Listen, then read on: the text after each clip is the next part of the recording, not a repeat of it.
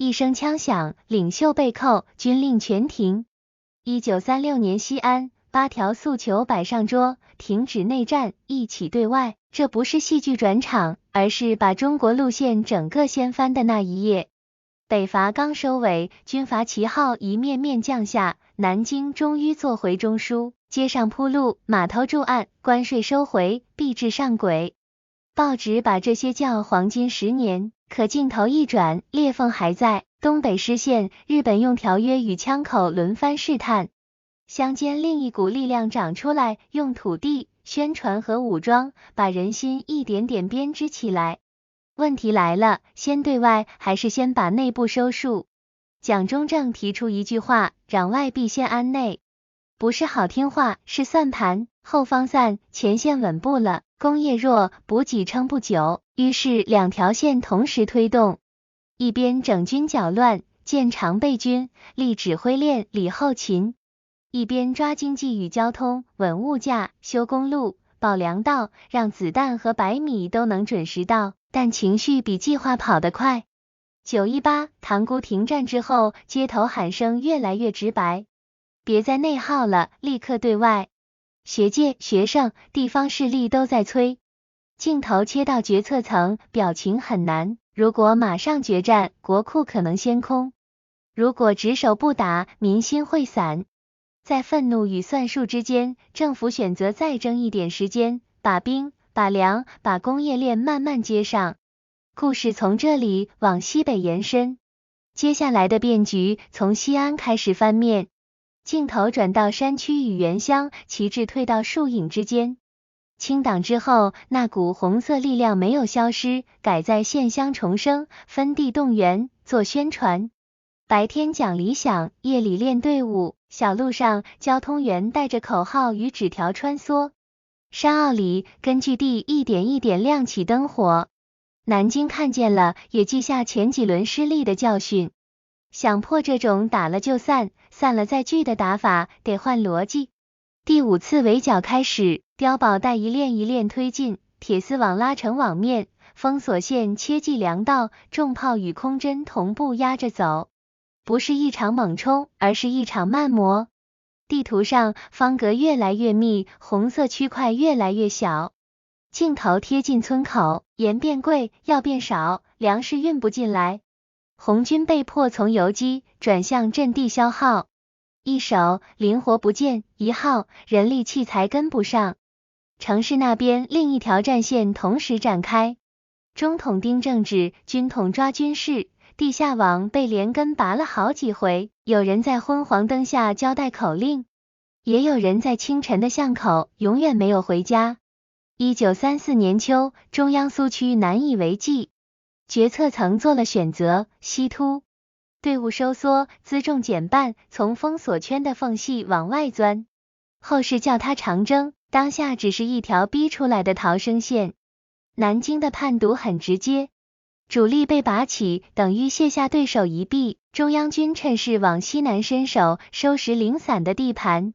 镜头拉远，碉堡线像一道一道石坝，把红色洪水拦成细流。故事开始往更远的西边走，下一幕转向西安城，镜头推向华北平原。铁轨一路向东，却被一次次事故截断。从济南到热河，从9·18到塘沽协定，日本用切香肠的节奏往南压，地图被悄悄改线。城里的扩音器在喊，学生在马路上举布条，停止内战，一致对外。教室里的粉笔写满日期与地名，每改一处，情绪就多一层。市民在收音机前叹气，商人算住汇率，兵站的清单上缺口越来越大。画面切到西北，张学良带着被迫离乡的东北军，剿共的队形一次次展开，又一次次无力，部队想回头打回家园，命令却要向内收紧。他夹在两股力之间，向上是中央的先安内，向下是官兵的先雪耻。夜里的会议室灯泡晃动，有人主张立刻对日，有人强调先把后方缝好。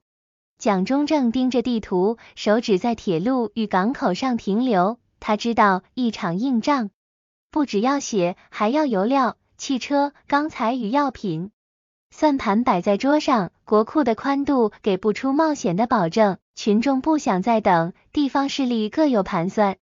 两广以抗日之名起兵，舆论推着风向走，街头口号与作战计划开始错拍，前者要快，后者要稳。冬天的风把秦岭吹得更冷。在渭水与骊山之间，一条新的剧情线正在成型。张学良与杨虎城的名字被频繁提起，他们在计算另一种逼决策的方法。镜头停在华清池的夜色，静得不正常。镜头下个景在西安，夜色压着华清池，冷气从骊山落下。12月12日清晨，枪声猝然划过屋瓦。张学良、杨虎城下令戒备、接管、控制通讯。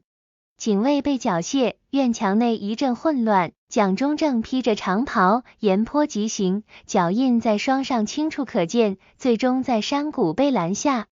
一张纸摆在桌上，8条诉求，核心只有一句：停止内战，联合抗日。城里紧张到极点，南京震动，会议连轴转。要不要出兵东讨？会不会把局面推向失控？电报像一串串火花，从各地跳回西安。镜头掠过莫斯科，苏联不想日本向北冒进，透过渠道传来另一种声音：保蒋先把战线对准外面。周恩来进城，谈判桌多了一个熟悉的身影。宋美龄也感到沟通改用更细的语气。谈判像拉锯，军队编制怎么算？红军能否整编？边区的地位、经费、物资怎么落袋？张与杨要一份对外的明确保证，蒋要一条体面退场的阶梯，日夜轮替，城外风更冷。最终结局成型，蒋中正获释，合作名义回到台面。红军改番号，八路军、新四军出现，联合抗日成为标题，但镜头切近，你会看到保留，互信没有一夜长出，彼此的盘算也没消失。一个结束换来另一个开始。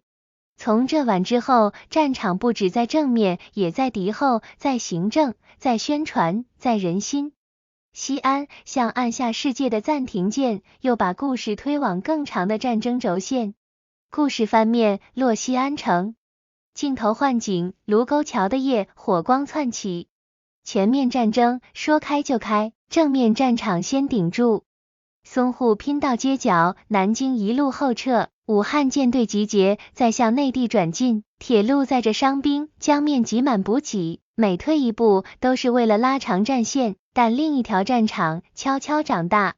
敌后的乡间开始出现新的线，镇与科室，夜校讲识字，白天讲动员，一面抗，一面建，一面牧人心。口号之外是粮，是盐，是地政，是税。地图上那些斑点越连越密，最后串成带。南京的观感很次，档案里不断出现几个字：越区、整编、夺权。一些地方武装被收编，一些县政被接管，宣传口径也越来越自成一格。黄桥等战例，让前线背后忽然多了一支枪口。合作的名义变得尴尬。镜头走到1941年冬，皖南的山谷收不住火光，新四军主力被围歼。这一幕把表面合作、底层对立推到台面，正面战场还在撑，敌后体系却快速成熟，有自己的政务，有自己的武装，也有自己的记忆本。8年过去，城市被炸，河道被封，兵员、财政、民心都很累。胜利的钟声终于响起时，账面上谁在正面扛了多久，谁在敌后长了多高，成为另一场争执。镜头收束到一张桌子，等不到喘息，谈判已经开始，视角改往西安方向。胜利钟声在1945年响起，礼炮与纸线满天，但镜头拉近，新的盘算已经开始。谁接收，怎么接收，哪些城，哪支枪，每一项都牵动下一步。重庆的谈判桌摆好，双十协定写下停战与政治改造的愿景，纸上有和平，地面却不安静。擦枪、走火、地盘拉扯层出不穷，政协开过，文件签了，互信没有被真正补上。力量此时已经改形，正面作战8年，国军疲惫，国库吃紧，通膨抬头，漫长补给线与地方派系让命令耗损。对手在敌后养成政务与武装体系，接收日式武器，宣传与组织同时推进。地图上的灰白色块开始连成片，内战开闸。辽沈拖住交通命脉，淮海把补给打空，平津锁住北方门户，天平倾斜得很快。退路变成路线，部队、档案与工业一路向海，镜头远远看见海来，风很硬。回头看西安，那一枪逼出合作，也让原本要收束的对手活了下来。先安内在攘外这条线被打断了，战时的敌后扩张在战后集中爆发，决策者再没有整地的窗口，岛上的画面换成另一种节奏，戒严、整备、防务、建设，口号还在，旗也在，更重要的是把日子接起来，守住人与土地，才有后话。最后一个镜头文字符上，历史不是黑与白，一个冬夜的扣扳机改写了10年的路线，之后的故事沿著海风，沿到今天。镜头慢慢收光，字幕停在海面上，